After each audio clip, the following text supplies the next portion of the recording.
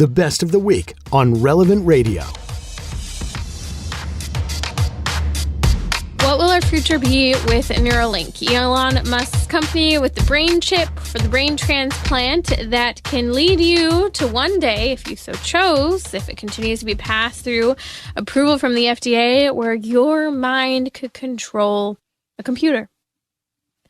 Without your hands, but just your brain responding to the Neuralink in your computer. The computer responds and makes functions accordingly. I'll explain it a little bit more if you are not super familiar with Neuralink. The hope is that, and I'll talk about the potential it has. The hope is that it will help in treating serious diseases, Parkinson's, epilepsy, Alzheimer's, helping people who have prosthetics, people who are paralyzed. There's much to be said, but this technological advancement also paves the way here for many concerns, but how it works, and I think it's key that we kind of understand, it would make it so that you have the brain transplant, you have the chip, and basically the computer outside of the body is able to read different things going on in your brain to make it so that it can operate, for example, prosthetics or do certain functions on a computer. We'll talk about some of the risks later on and where this is going, but I was keen to get your insights. Joining me now is Hugh Brown. He's the Executive Vice President of American Life League. Hugh, you shared here before that one of your dearest friends was paralyzed many years ago and suffered immensely as a result until his more recent death. And with that, with being paralyzed, there's much to be discussed when it comes to prosthetics.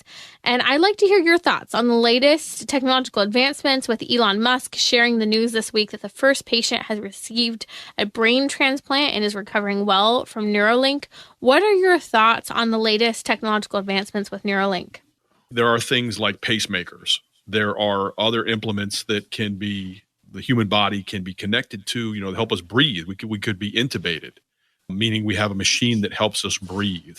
Right. There are people that have suffered brain injuries that are alive. Their brain is functioning, but they can't open their eyes, and they have feeding tubes. So there's technology that obviously, and there's probably many, many more. There are many technologies that are very helpful, and I think at its face value, if Neuralink could allow someone who is paralyzed to begin to move or have feeling in limbs or parts of the body that are paralyzed, to me, that's miraculous. But as you read and study where the science and where the technology, where the end state is, you have to also realize we live in an age where we murder 1 million babies a year. We harvest their parts for science and claim that we don't. There are parts of the world where the allegations in China that there is human organ harvesting. And we live in places in the world where people are viewed as commodities. And if you look at the whole globalist, quote unquote, mindset, the World Economic Forum and all the other things that are out there, the Great Reset, the bottom line in all of that, people are the problem, right? There's just too many people, right? And you go all the way back to the virus. Where'd the virus come from? The government still doesn't want to tell us the truth, right? And we know where it came from. It came out of China, whether intentional or not. It caused irreparable harm. So the world's response to the current day and age is there are too many people and there need to be less of them. So that being the case, I don't think we can trust at all that technology like this, if it evolves to where they want it to evolve, to things such as they call it consensual telepathy. That means you and I, Timmerie, could communicate online, so to speak, in our minds, right? You're sitting where you are and I'm here in Virginia. Imagine any government or anybody of ill will in the world getting the ability to access everybody that has those. I mean, to me, it's just nuts. You can't trust today. The lack of virtue, I think globally, is a problem.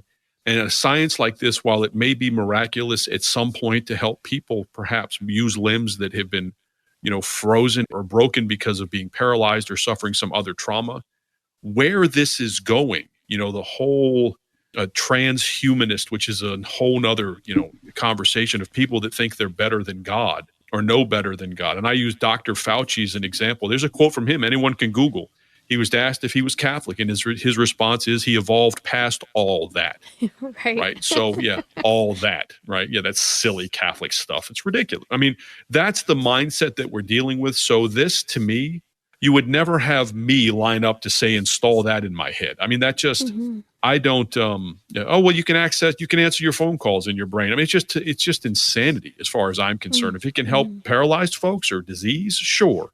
But obviously we've shown as a race, we discard God quickly because we see dollars or we see whatever our own humanist agenda is. And it never ends well for many, many people.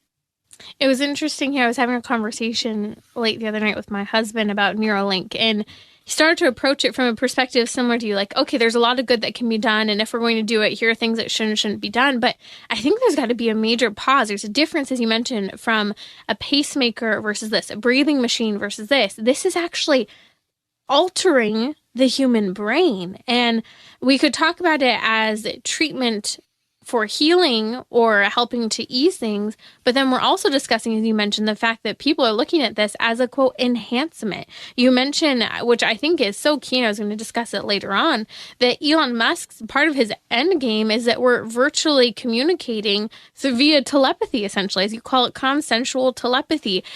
It's intriguing and it's fascinating, but that doesn't mean just because we can or we would like to, that we should. And what is concerning to me is that this is a major human experiment. I do want to touch back for just a moment. Your friend you spoke to, you shared this for years, every night on the phone, who is paralyzed. And you could look at Neuralink and say, this would be a great solution potentially for his experience and his situation, to potentially have prosthetics that can move or that help move his body. Just because we can, and we can see how it would even alleviate the pain and suffering in our own loved ones' lives, that doesn't, I think, give us an excuse to chase after things that could be extremely risky, both in the end game and also in the means to getting there. Oh, listen. So something you talk about all the time, and as Catholics, we're focused on, and here at the American Life League, this is what we do. And I hate to use the word industry when you talk about pro-life or yeah, or the fight for life. But look at abortion, right?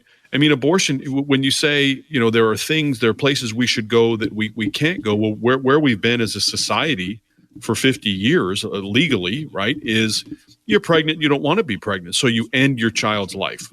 And you have all the arguments they use about it's not a human being and it's all this other nonsense. But that's happened to the tune in this country of, I don't know the numbers now, 700 million people that we know of, and globally probably billions when you look at the Chinese. So clearly life doesn't matter. So to imagine, it's no stretch, right, to say that consensual telepathy will compromise our ability to think, or compromise our ability to even have free will if someone were to able to access it. Yes. In my family, we're big nerds. We love Lord of the Rings and Star Wars, and I'd love to wave my hand and say, these are not the droids you're looking for, and have people walk off in the other direction. Just look at abortion is what I come back to. Man is not afraid to go anywhere, not afraid to go anywhere when it comes to evil. And anybody that hates this country, rebels on this country, I still say this is the greatest country on planet Earth. We still have a lot of people, the media will tell you otherwise, but there's a lot of good people in this country with high moral standards that want what's better for this country. That's why it's important to do what you're doing right now. I don't know anyone else talking about this. I look at Elon Musk as someone who hopefully someday, if you look at what he's done with Twitter, and you look at the things he's saying recently, I pray for that guy. Imagine if he converted to Catholicism and became devout. He could be one of our heroes. And I think we do need to pray for him. There was that huge falling out with him and the head of Google. I'm not remembering his name right now, but over concerned with regard to AI and there needing to be limitations on AI, and the fact that his comrades in the tech industry, these brainiacs who have created these incredible things that can be used for good, yet the end game that they're seeking is questionable. Hugh, thank you for joining me today on Trend. You can find Hugh Brown on the front line of the pro-life movement at ALL.org. That's ALL.org. I do want to talk a little bit more about Elon Musk and Neuralink. There are a lot of things to be brought up, and I mentioned this earlier just as kind of an initial response. This is an ongoing conversation. This is why the church, the United States Catholic Conference of Bishops, just earlier in last year, in 2023, released a document specifically on the topic of, it was a doctrinal note on the limits to technological manipulation of the human body. And I'll share a little more about that in a moment, but if you need to be up to snuff on this, the FDA approved clinical trials of Neuralink last May. Now, we just heard the news from Elon Musk on X that the first patient to receive a brain transplant with Neuralink was recovering well. We're discussing the future of brain-computer interfaces. minds operating computers, but without movement of the body, movement of the hands to operate the computer. I think there is a huge need for prudence. And this is, I think, the church's approach, that we virtuously look at technology available to us at our fingertips, and that we make virtuous choices, faith-filled, God-filled choices, whether it be with the way I use social media today, with the way I use medicine to treat myself, for good versus ill. And so I think Neuralink for us, although it might not impact us individually right away, it is part of the future of medicine. And we need to have, I think, a huge pause on our approach. We need to ask questions such as, what is the motivation behind the developers? What is the role of suffering and the pursuit of the kingdom of heaven when it comes to technology and the easing of pain? What is the role of medicine and technology? Again, what can Neuralink do? It can make it so that with a surgical implant in your brain, this is brain surgery, an external computer can translate and read your neural signs so that it can help operate a computer, operate a prosthetic, among other things. But did you catch that? It can read your thoughts. Now, there's a potential for great good. Prosthetics stimulate parts of the brain for things such as addressing Parkinson's, epilepsy, Alzheimer's. Now, I get a little, actually more than a little concerned when I hear things such as using Neuralink with a brain chip in the brain to treat depression and anxiety. I do think that's problematic. Not that depression and anxiety aren't real struggles and conditions, but this is a human condition to be addressed. And I think there's a red flag here that we don't use brain chips to address mental health challenges. It eliminates, in many respects, the role of virtue, prayer, the important role of suffering, the important role of physical activity and sleep and food, and how all of those things significantly impact depression and anxiety. I know I've seen firsthand with my own food allergies and health issues. And just being sick alone can create mental health challenges. So there's a lot of risk here and a lot to be discussed. We could talk about the individual topics, whether it be depression, anxiety, Parkinson's, and what the potential is there. I do see the potential. But again, I think prudence calls us to not just dive into science in areas that could be risky. And what are some of the risks? There are many, and we're just scratching the surface in a topic that we will be discussing much more often. But the risk is mind control by someone operating a computer that has control of your brain. I mean, literally brainwashing and programming. Let's just be really clear here for the moment. The human person is not something to be programmed or reprogrammed. And I think that's key. So even as we discuss things such as being able to stimulate brain activity that can impact various areas of the body, there's a cosmic difference between a pacemaker. And again, you're not required to use a pacemaker. If you don't feel comfortable with a pacemaker, our Catholic Church teaching says that's not an ordinary means to stay alive. That's an extraordinary intervention that if you're comfortable with, and we see the science is conducive to do so, you can. But the mind, I mean, we have to think very keenly about how we exercise what it means to be a human being through the exercise of our mind and body together, our soul and body together, the exercise of free will, that we're able to exert ourselves with our intellect, come to know something and freely choose it. God gave us free will. We have to be careful that we don't create technologies that could usurp free will or violate that. Remember, love is an action. If God is love and I'm made with intellect and free will and I'm made in his image and likeness, well, then I too am made for love, but I exercise that through my coming to know something and freely choosing it. I really don't believe the human person is meant to be an experiment. Again, I'm all about technology and advancements and cures. But there's a reason why the church has said no to things such as human cloning, no to in vitro fertilization.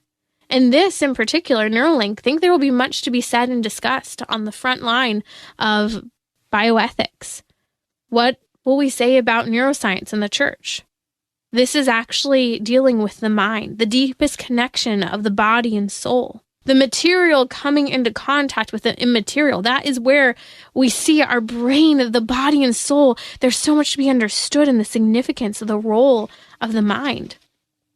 And so more to come next week as we talk about what does it mean to enhance the body or to, quote, enhance the brain?